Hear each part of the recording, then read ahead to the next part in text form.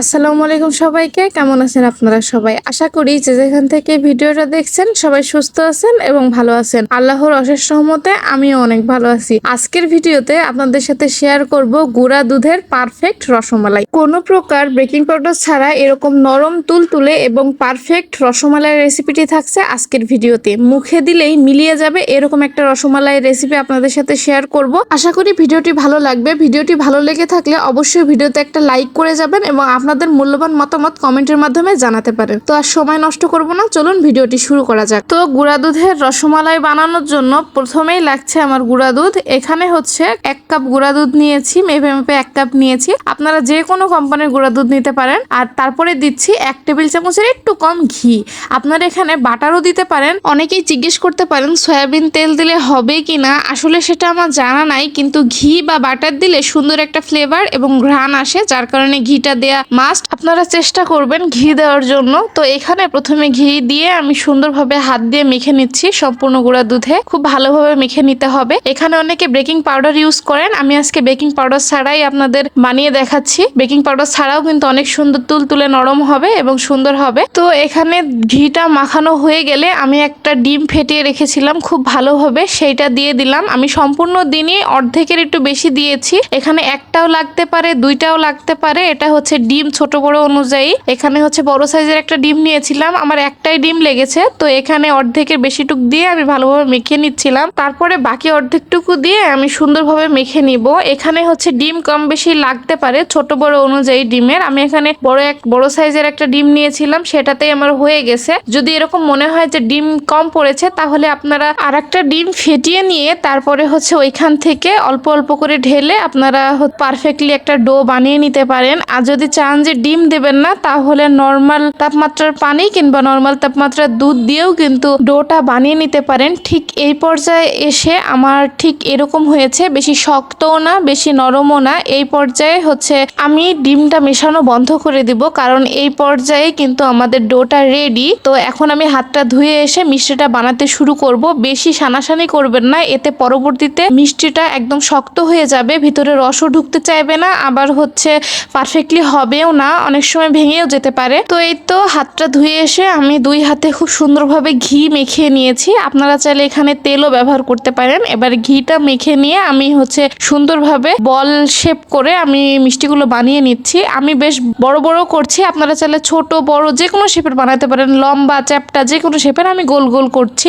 মিষ্টিগুলো পরবর্তীতে রস ঢোকার পরে এগুলো কিন্তু ফুলে ডবল হয়ে যাবে। তো এই তো আমার সব মিষ্টিগুলো বানানো হয়ে গেছে। এবার চলে যাব হচ্ছে রসটা বানানোর জন্য। তো এখানে 1 লিটার পরিমাণ গরুর দুধ নিয়েছি, আর তারপরে এর মধ্যে হচ্ছে 1 কাপ পরিমাণ আমি পানি দিয়ে দিলাম। 1 কাপ মানে 250 ml পানি দেওয়ার কারণ হচ্ছে দুধটা যত পাতলা হবে তত কিন্তু মিষ্টির মধ্যে রসটা ঢুকতে পারবে। তো এখানে পাতলা করে নিয়েছি মানে পানি দিয়ে। তারপরে হচ্ছে এখানে চুলাটা জ্বালিয়ে দিয়ে এর মধ্যে 3টা থেতো করা এলাচ দিয়ে দিলাম। এলাচটা অবশ্যই থেতো করে দিবেন, এতে ঘ্রাণটা অনেক সুন্দর আসে। তারপরে এর মধ্যে হচ্ছে 1/3 কাপ চিনি দিয়ে দিলাম। এবার সুন্দরভাবে জাল করে নেব। চিনিটা কিন্তু 1/3 কাপের বেশি দিবেন না, যেহেতু এটা শুধু দুধ দিয়ে বানানো হচ্ছে, আবার মিষ্টিটাও দুধেরই, তাই চিনিটা কিন্তু হচ্ছে বেশি করা যাবে না, কারণ পরবর্তীতে দুধটা মালাই করতে হবে একদম ঘন করে, যার কারণে মিষ্টিটা কিন্তু অনেক হয়ে যায়। আর রসমালাই একটু মিষ্টি খেতে হয়, তাই 1/3 কাপই দিবেন, এটাই যথেষ্ট। তারপরে চিনিটা দিয়ে আমি এখানে একটা বলক আসা পর্যন্ত অপেক্ষা করছি। খুব সুন্দরভাবে একটা বলক চলে আসলে আমি মিষ্টিগুলো দিয়ে দিব।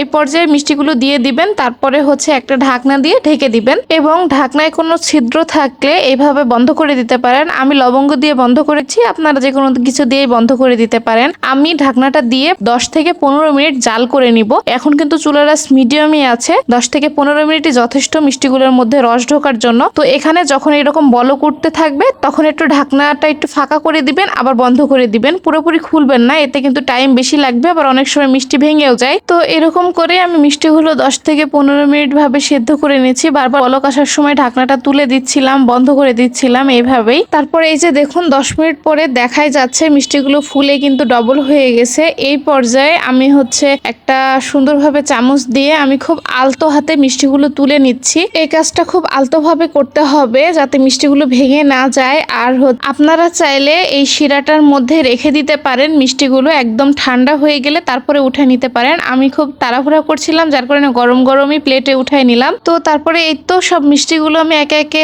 তুলে নিচ্ছিলাম। নিলাম। এই তো সব তোলা হয়ে গেছে। এবার বাকি যে শিরাটুক আছে এটা দিয়ে আমি মালাই করে নিব। তো আপনারা চাইলে এরকম অবস্থাতে দুধ জাল করে মালাই করে নিতে পারেন। এতে শুধু দুধ দিলে মালাই করলে হবে কি মালাইটার পরিমাণ কম হয়, যার কারণে আমি এখানে হচ্ছে পাউডার মিল্ক একটু ব্যবহার করছি, এতে মালাইয়ের পরিমাণটা বেশি হবে। তো এখানে আমি 1/3 কাপের একটু কম পাউডার মিল্ক দিয়ে দিচ্ছি, এতে মালাই আমার একটু ঘন হবে এবং বেশি হবে।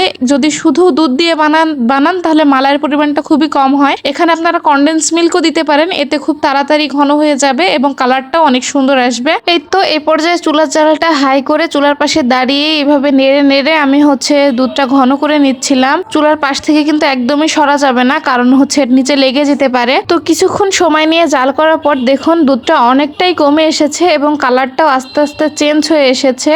আস্তে আস্তে কালারটা চলে আসবে, মালাইয়ের কালারটা। তো এখানে আমি অনবরত নেড়ে নেড়ে আমি হচ্ছে জাল করে নিচ্ছিলাম। কিছুক্ষণ পর এই অবস্থা এসেছে, দেখুন মালাইটা ঠিক এই পর্যায়ে এসেছে, কালারটা অনেক সুন্দর এসেছে মাশাআল্লাহ। এখন হচ্ছে আমি চুলাটা অফ করে দিব, কারণ পরবর্তীতে যখন ঠান্ডা হবে আর মিষ্টিগুলো যখন মালাইগুলো চুষে নিবে তখন কিন্তু অনেক ঘনও হয়ে যাবে এবং মালাইটা কমেও যাবে।